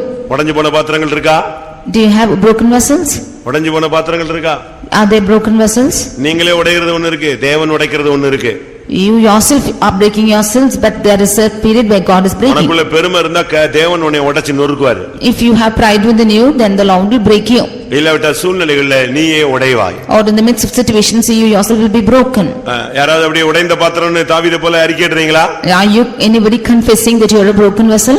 ஏன் உடையணும்? Why should you be broken? நல்ல ஸ்ட்ராங்கா இரு. You be strong. என்ன வந்தாலும் கிறிஸ்துவுக்காக நில்லு. Stand for Christ, anything comes. சின்னதுல டக்குன்னு உடைஞ்சிர கூடாது. For small things you should not be broken. சில கப்ப கொஞ்சம் தூக்கி வச்சிட்டா போதும், டப்புன்னு வச்சா போதும், ரெண்டா உடைஞ்சிரும். Some cups, if it is just raised up and kept, it will be broken. அதே மாதிரி தான் சில மனைவிமார், சில புருஷன்மார். That's how some husbands and wives. அதே மாதிரி தான் சில பிள்ளைகள், வாலிப பையங்க பிள்ளைங்க. That's how youths, boys and அதே girls. மாதிரி தான் சில ஊழியக்காரங்க, சில விசுவாசிகள். That's how some servants of God and believers. அவங்கள ரொம்ப ஹார்டா ட்ரை பண்ணிலாம் உடைக்க வேண்டாம். There's no need to break them in a hard manner. சும்மா லேசா பார்த்தாலே உடைஞ்சு போயிடும். Just if you look at them, they will be broken. நீங்க எப்படி இருக்கீங்க? How are you found? எரேமியா 48:38 பார்க்கும் பொழுது, Jeremiah 48 verse 38. அங்க ஆண்டவர் மோவாபை நொறுக்கிட்டார். We see that the Lord is breaking Moab. மோவாபின் சகல வீடுகளின் மேலும் அதன் தெருக்களிலேயும் ஏக புலம்பல் உண்டாகும். ஒருவரும் விரும்பப்படாத பாத்திரம் போல மோவாபை உடைத்து போட்டேன் என்று கர்த்தர் சொல்கிறார். கர்த்தரை அங்க உடைச்சார். The Lord did break him. காரணம் என்ன? What's the reason? காரணம் என்ன? What is the reason for it? 29ஆம் வசனத்துல, Verse 29. அவன் மெத்த பெருமைக்காரன். He was proud. 30ஆம் வசனத்துல, அவன் வீம்பு செல்லாது. In verse 30, his lies will not be affected. நாம ரொம்ப பெருமையா இருந்தா கர்த்தர் உடைச்சிருவார். If we be too haughty, then the Lord will break us. வீம்பு பண்ணனும்னா உடைச்சிருவார். If we be doing anything wrong, then the Lord will break us. மோவாபுங்கிறது தவறான ஒரு பாவ வாழ்க்கை. Moab is a wrong life. லோத்துக்கும் லோத்தின் மனைவி மகளுக்கும் பிறந்த பிள்ளைகள் தான் மோவாபியர். The Moabites are the ones born to Lot and his daughter. தாறுமாறா நம்ம போகும்போது கர்த்தர் உடைச்சிருவார். When we go traverse, the Lord will break us. பெருமை பாராட்டினா உடைச்சிருவார். If we boast about proud things, the Lord break us. ஆண்டவர்ட்ட போய் வீம்பு பண்ணா செல்லாது. If we go do wrong to the Lord, then it will not be coming to effect. ஆனா சங்கீதக்காரன் சொல்றான், நான் சூழ்நிலையில உடைஞ்சு போன ஒரு ஆளு. But the psalmist says that through situations I am broken. சூழ்நிலையில உடைஞ்சிருந்தாலும் சரி, இல்லாவிட்டா கர்த்தர் உடைக்கிற அளவுல நீ தரங்கட்டு போயிருந்தாலும் சரி, இன்னைக்கு நீ சரிப்பட வேண்டியது அவசியம். Whether you are broken in the midst of situations or broken by the Lord, you have to rectify yourself today. ஒன்றை நீங்கள் புரிந்து கொள்ள வேண்டும். One thing you should understand. ஆண்டவருடைய கரத்துல நீ மறுபடி விழ வேண்டிய ஒரு நேரம் இதுதான். This is the time when you should fall into the hands of God back again. உடைஞ்சு போன பாத்திரமா சபைக்குள்ள இருந்தீனா ஒரு லிமிட் வரைக்கும் வச்சிருப்பாங்க. அதுக்கு பிறகு என்ன செய்யும்? வீட்ல எல்லாம் உடைஞ்சு போன பாத்திரத்தெல்லாம் பத்திரமா வச்சிருப்பாங்க. என்னைக்காவது எவனாவது வருவான், டக்குன்னு இது எங்க போயிடும்? பழைய பித்தளைக்கும் போயிடும், பழைய அலுமினியத்துக்கும் போயிடும், பழைய இரும்புக்கும் போய்விடும். If you see about the broken vessels which are in a house, that will be kept for some time, and after that it will go into the old stocks. That's how they will do it. இல்லனா யூஸ்லெஸ்ஸா இந்த சபைக்குள்ளேயே கிடப்ப. Or you will be useless in the church. உடைஞ்சு போன பாத்திரங்கள் சபைக்குள்ளே இருந்து என்ன பயன்? What's the use of broken vessels in the church? அதனால இன்றைக்கு நீ செய்ய வேண்டியது என்ன? Therefore, what is the thing that you have to do today? எரேமியா 18:4 படி, according to Jeremiah 18:4, ஆண்டவருடைய கரத்துல மறுபடி உன்னை ஒப்புக்கொடு. You yield yourselves into the hands of God back உன்னை again. மறுபடி அவர் உருவாக்கட்டும். Let him form you again. குயவன் வளைந்து கொண்டிருந்த மண்பாண்டம் அவன் கையிலே கெட்டு போயிற்று. அப்பொழுது அதை திருத்தமாய் செய்யும்படிக்கு தன் பார்வைக்கு சரியாய் கண்டபடி குயவன் அதை திரும்ப வேறே பாண்டமாக வனைத்தான். அங்க வேதம் என்ன சொல்லுகிறது? What does the word of God say there? அது அவன் கையிலே கெட்டு போயிற்று. It was spoiled in his hands. ஆனா என்ன செஞ்சான்? But what did he do? அவன் திருத்தமாய் மறுபடியும் செய்தான். He made it again another vessel. பார்வைக்கு சரியாய் செய்தான். And seemed good in his sight. அதனால உடைஞ்சு போன உன் வாழ்க்கையை கர்த்தருடைய கையில நீ கொடுத்தீனா அவர் திரும்ப ரீமேக் பண்ணுவாரு. Therefore the life which is broken, if you give it to the hands of the Lord, he will again remake you. அவருடைய சித்தத்துக்கு உன்னை ஒருபடி உடைச்ச அவர் கையில ஒப்பு கொடுத்தீனா உருவாக்கவும் அவரால் முடியும். If you break yourself and give into the hands of God to do his will, he can break you and form you again. கர்த்தருடைய பரிசுத்த நாமத்துக்கு மகிமை உண்டாவதாக. Glory be to the holy name of the Lord. கடைசியாக Finally, நான் நல்ல பாத்திரம் 4 சொல்லியிருப்பேன், கெட்ட பாத்திரம் 4 சொல்லியிருப்பேன். I've told of good 4 vessels and the evil 4 vessels. ஒன்று தெரிந்து கொண்ட பாத்திரம், பரிசுத்த பாத்திரம், மன்னா வைக்கப்பட்ட பொற்பாத்திரம், கனத்துக்குரிய பாத்திரம். அடுத்து 5 நிரம்பி வழிகிற பாத்திரம்.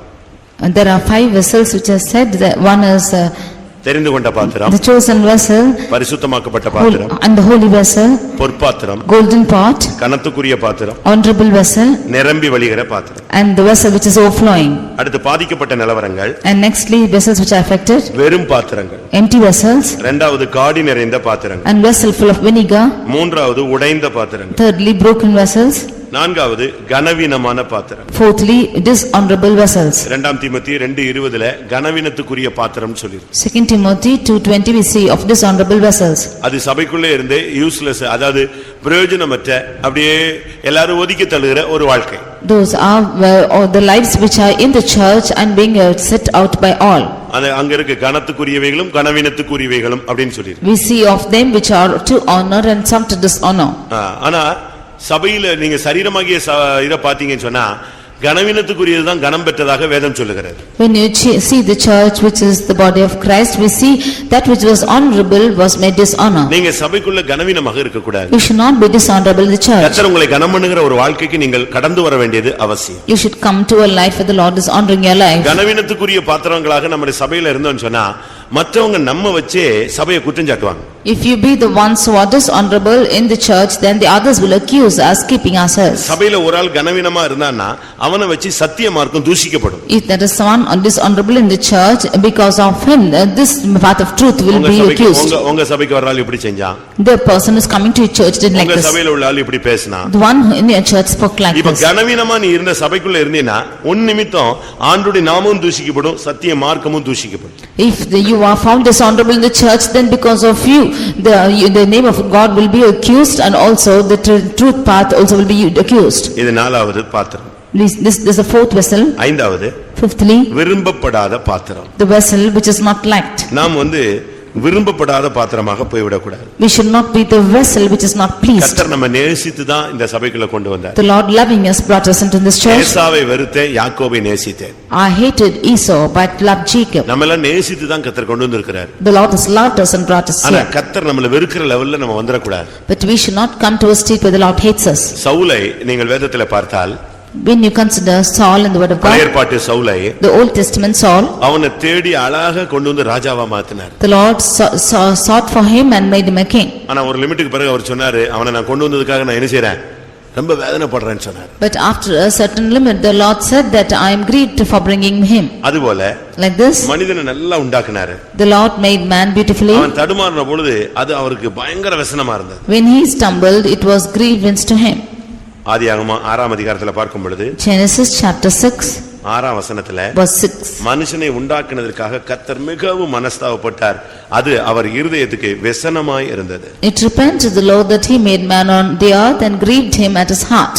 அதுபோல முதலாம் சாமுவேல்ல பார்க்கும் பொழுது, like this when you see in 1 Samuel 16ஆம் வசனத்துல, 16ஆம் அதிகாரத்துல, chapter 16 முதலாம் வசனத்துல, verse 1, இஸ்ரவேலின் மேல் ராஜாவா இராதபடி நான் புறக்கணித்து தள்ளின சவுலுக்காக நீ எந்த மட்டும் துக்கித்துக் கொண்டிருப்பாய்?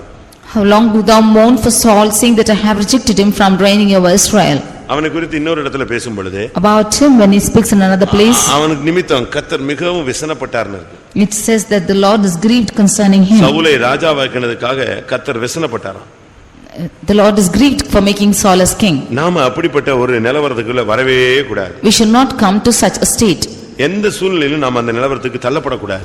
We should not be cast into any state கர்த்தர் like நம்மை this. நேசித்து கொண்டு வந்திருக்கிறார். ஆனா சபையில நம்ம பண்ற சேட்டைகள் எல்லாம் பார்த்துட்டு ஆண்டவர் நம்மள வெறுத்துற கூடாது, விரும்பப்படாத ஒரு பாத்திரமா கொண்டு வந்திர கூடாது. The Lord has loved us and brought into the church, but looking at our situations the Lord should not count as a vessel which is not pleasing to him. எரேமியா 48:38 அந்த வார்த்தை மறுபடியும் நாம பார்க்க முடியும். Jeremiah 48:38 we can see this word.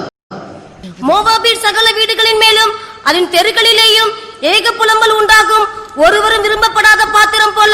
ஒருவரும் விரும்பப்படாத பாத்திரம். A vessel when in no pleasure. சில ராஜாக்களை குறித்து நீங்க பைபிள்ல படிச்சீங்கன்னா, about some kings when you see in the word of God, அவங்க சாகும்போது அவங்க யாருமே அவங்கள விரும்பவில்லை. when they had died nobody liked them.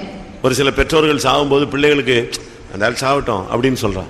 Some parents when they are dying, children say let them சில die. புருஷன்மார் மரிக்கும்போது, சில மனைவி மரிக்கும்போது, சில பிள்ளைகள் மரிக்கும்போது பெற்றோர்கள் புருஷன் மனைவிலாம் சொல்றாங்க சாவட்டையா விடு எப்பமோ சாக வேண்டியது அப்படின்னு சொல்றாங்க. அவ்வளவு அவங்க மேல என்னது வெறுப்பு. Some husbands or wives or children when they are dying they say let them die, to that extent they have a hatred towards them.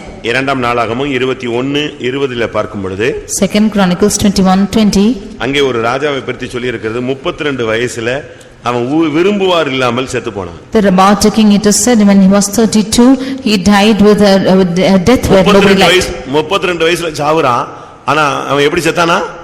விரும்புவார் இல்லாமல் செத்தான். He died when he was 32 but he died in a state when nobody liked him. நம்முடைய ஓட்டம் முடிஞ்ச உடனே செத்துட்டானா நல்லது எப்பமோ சாக வேண்டியது செத்தான் போ விடு அப்படின்னு சொல்ற மாதிரி இருக்க கூடாது.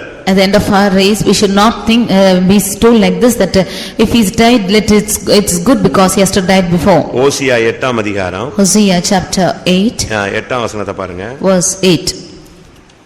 இஸ்ரவேலர் விழுங்கப்படுகிறார்கள், அவர்கள் இனி புறஜாதிகளுக்குள்ளே விரும்பப்படாத பாத்திரத்தை போல இருப்பார்கள். அவர்கள் இனி மற்ற ஜாதிகளுக்குள்ளே எப்படி இருப்பாங்க? விரும்பப்படாத பாத்திரத்தை போல இருப்பார்கள். They shall be among the Gentiles as a vessel wherein there is no pleasure. கர்த்தருக்கு விரும்பப்படாத பாத்திரம், மற்ற ஜனங்களுக்கு விரும்பப்படாத பாத்திரம், ஊழியக்காரனுக்கு நீ விரும்பப்படாத பாத்திரம், யாருக்குமே விரும்பப்படாத பாத்திரம். அப்படி ஒரு வாழ்க்கை நம்ம தரங்கட்டு போடுமா? Should our life go to a state where the Lord is not having pleasure in us and where our life is not having a pleasure in the church, in the midst of the people or the others too? Should our life go without pleasure? எரேமியா 22ஆம் அதிகாரம் Jeremiah chapter 22 28ஆம் வசனத்துல பார்க்கும் பொழுது verse 28. கோனியா என்கிற அந்த மனுஷன் அவமதிக்கப்பட்ட உடைந்த சிலையோ ஒருவரும் விரும்பாத பாத்திரமோ அவனும் அவன் சந்ததியும் தள்ளுண்டதும் தாங்கள் அறியாத தேசத்திலே துரத்திவிடப்பட்டதும் ஏது? கோனியா என்கிற மனுஷனை பற்றி சொல்லியிருக்கு. ஒருவரும் விரும்பாத பாத்திரமோ. About a man called Konia, he is a vessel wherein there is no pleasure. ஆனா அவன் ஒரு காலத்துல எப்படி இருந்தான் தெரியுமா? But do you know how his beginning was? கோனியாங்கிறது அது ஒரு சப்ஜெக்ட் ஒரு நாள் பேசுறேன் டைம் இருந்தா. There is a subject called Konia, if this time permitted I'll do it. அவன் எப்படி இருந்தவன் எப்படி மாறிட்டான்னு யோசிச்சு பாருங்க. He was in a good state, how he is turned. அதுக்கு ஒரே ஒரு சாம்பிள் சொல்றேன். எரேமியா 22:24. Jeremiah 22:24.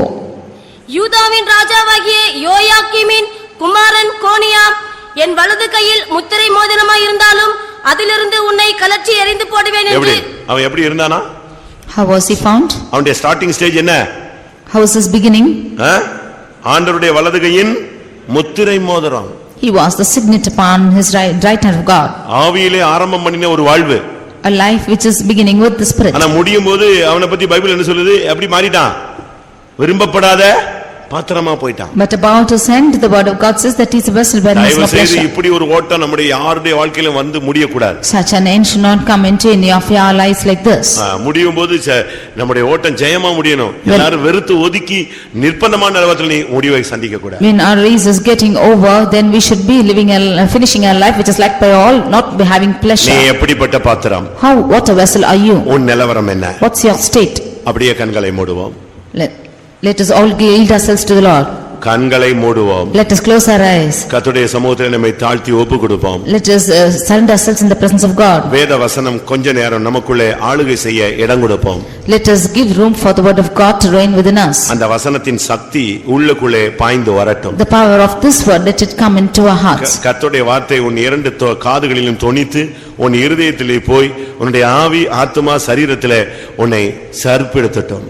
Let the word of God pierce through your reins and hearts and let it go into your heart and fill your body, soul and spirit with it. தேவன் உன்னை தன்னுடைய பார்வையில் ஒரு தெரிந்து கொண்ட பாத்திரமாய் வைத்திருக்கிறார். The Lord has kept you as a chosen vessel in his sight. நீ பொக்கிஷத்திலே வந்து சேரக்கூடிய பரிசுத்த பாத்திரமாய் உன்னை மாற்ற விரும்புகிறார். He wants to change you as a holy vessel to come to the treasury of the Lord. எப்பொழுதும் உனக்குள்ளே ஒரு மன்னா இருந்து கொண்டே இருக்க வேண்டும். He should always be a manna within you.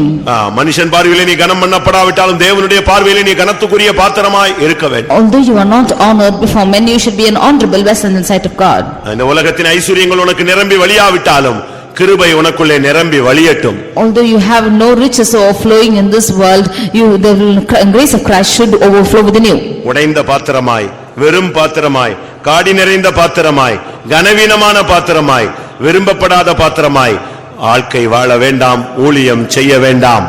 As a broken vessel, as an empty vessel, as a vessel which is filled with vinegar, or a vessel which is not having pleasure, you should not do the ministry. ஒரு கனவீனமான பாத்திரமாகவோ விரும்பப்படாத பாத்திரமாகவோ நீ இந்த உலகத்தில் ஊழியத்தில் வாழ்க்கையில் காணப்பட வேண்டாம். As a dishonorable vessel or a vessel which has no pleasure, you should not found in this world or in the ministry. உன்னை ஆசீர்வாதத்தின் பாத்திரமாய் மாற்ற விரும்புகிறார். The Lord wants to change you as a vessel. நிறைவான பாத்திரமாய் மாற்ற விரும்புகிறார். He wants to change you as a vessel which is full. உன் வாழ்விலே ஆரம்பத்திலே கொண்டிருந்த அந்த அனுபவத்தை காத்துக்கொள்ள தேவன் வாஞ்சிக்கிறார். The Lord wants to preserve the experience which you had in the beginning. கர்த்தாவே உம்முடைய கையில் என்னை தெரிந்து கொண்ட பாத்திரமாய் நீர் விரும்புகிற ஒரு பாத்திரமாய் என்னை காத்துக்கொள்ள எனக்கு அருள் செய்யும். Lord, help me to be a chosen vessel in your hands the way that is pleasing in your sight. தேவனுடைய கரத்திலே அவருடைய கரத்தில் உள்ள பாத்திரமாய் ஒப்பு கொடுப்போமா?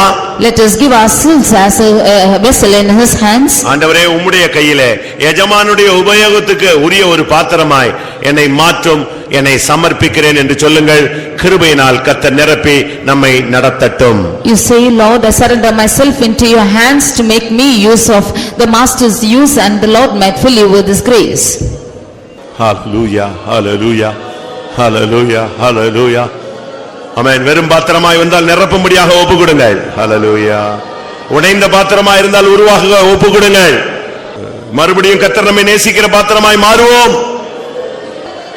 ஆமென். ஒரு நிமிஷம் 2 நிமிஷம் டைம் முடிந்தா முழங்கால் போட்டு இந்த பிரசங்கத்துல உங்களுக்கு எது டச்சிங்கா இருந்துச்சோ, ஆவியானவர் அந்த வசனங்களை பேசும்போது எது உங்களுக்கு உங்களுடைய ஊழியத்துக்கு, உங்களுடைய ஜீவியத்துக்கு, உங்களுடைய குடும்பத்துக்கு, உங்களுடைய பாதைகளுக்கு பிரயோஜனமா இருந்துச்சோ, எதை நீங்க வாஞ்சிக்கிறீங்களோ அதை மட்டும் தேவனுடைய சமூகத்துல ஒரு நிமிஷம் ஜெபிச்சுட்டு நம்ம கூட்டத்தை முடிக்கலாம். ஹல்லேலூயா. அவங்கவங்க உங்களுடைய தனிப்பட்ட நிலவரத்துக்கு ஏற்றவனமாய் கர்த்தரை கேளுங்க. ஹல்லேலூயா, ஹல்லேலூயா, ஹல்லேலூயா. துதாபாதியாதா. ஆமென். ஓ ரிபாக்கா துதானியா. ரேக்கடபல கச்சிடா கடபா கச்சிடாபானி. ஹிடாபானியா ஹிததிகடபல கச்சிடா. உரா மஹாலியா சஹதுபி அங்கடா திடா திடா திடா. ஹல்லேலூயா. ஹல்லேலூயா. சுடா வஹானி அரபாலா கதுடா கரபஹானி ரஹானி அரபானா. ஓ ரிபக்கா துடா பங்கரபா கதுடானியா. ஆமென். உடைந்த உன்னை நிரப்புவார். உடைந்த உன்னை உருவாக்குவார். வெறுமையான உன்னை நிரப்புவார். விசுவாசிக்கிறாயா? ஆமென். ஹல்லேலூயா. ஆமென். ஆமென். உடைந்த உன்னை உருவாக்குவார். வெறுமையான உன்னை நிரப்புவார். சிடபலா கதிடபலாம் திடமானா. ஓ ரபா கதிடபலா கதிகரபலா திட. சுவேதிபிமானியா ரபலா. ஆமென். கர்த்தருடைய வார்த்தைகளுக்காய் ஸ்தோத்திரம் பண்ணுவோம். நம்மை விளங்கிக் கொள்ள ஒரு வாய்ப்பு தந்தபடினால் ஸ்தோத்திரம் பண்ணுவோம். தேவன் எதிர்பார்க்கிற ஒரு நிறைவை பெற்றுக்கொள்ள உதவி செய்ய முடியாது. ஸ்தோத்திரம் பண்ணுவோம். இந்த கடைசியிலே எப்படி ஜெபித்தார்களோ அதை கர்த்தர் நிறைவாய் கட்டளையிட முடியாது. ஸ்தோத்திரம் பண்ணுவோம். தெரிந்து கொண்ட பாத்திரங்களை சேர்க்க இயேசு வரப்போறபடினாலே ஸ்தோத்திரம் பண்ணுவோம். பரிசுத்த பாத்திரங்களை பொக்கிஷத்திலே சேர்க்க அவர் வரப்போறபடினாலே ஸ்தோத்திரம் பண்ணுவோம். அந்த நாளுக்கு நம்ம எல்லாரையும் தகுதிப்படுத்த முடியாது. ஸ்தோத்திரம் பண்ணுவோம். பிதா குமாரன் பரிசுத்த ஆவியானவருக்காய் ஸ்தோத்திரம் பண்ணுவோம். எல்லா மகிமையும் அவருக்கே செலுத்தி ஸ்தோத்திரம் பண்ணுவோம். ஜெபம்.